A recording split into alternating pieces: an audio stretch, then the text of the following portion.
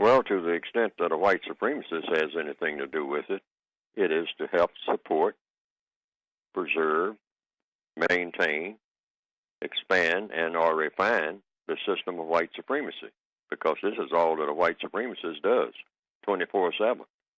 They don't have any other philosophy of existence at all. Their whole philosophy is white supremacy, which means mistreating people who have color and dominating them, dominating people who have color for the purpose of mistreating them, and mistreating them for the purpose of fun, glory, and profit. That's the purpose of the system of white supremacy.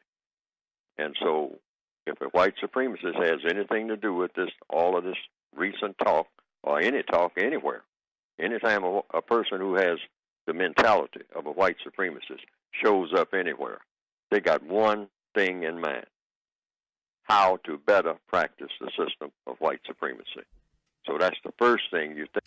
So what I do in my book is I give you 10 properties of fascist politics. The book is not about fascist government.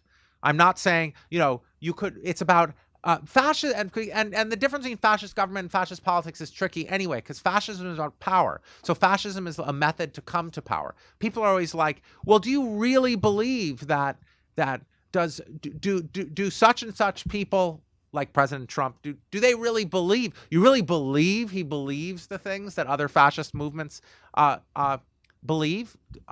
And my response is, it doesn't matter, because fascism isn't about belief. It's about power. So it doesn't matter. Like,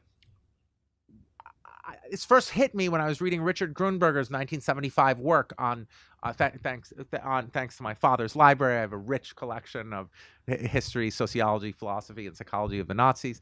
So, and much else. But he says, many people think of the Nazis as morally pure anti-Semites. They were devoted to killing Jews, and definitely believed in it, and got up and were very neat. But actually, a lot of them were just thugs. They were just mafia gangsters. And they didn't care about killing Jews. They cared about money. They cared about Jewish art and property.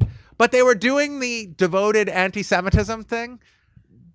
They didn't care about it. What they cared about was the profits they got from it. And that's, I think, what we need to focus on when we think about fascism. It's a tactic. It's a way to delude us, to seize power and retain power.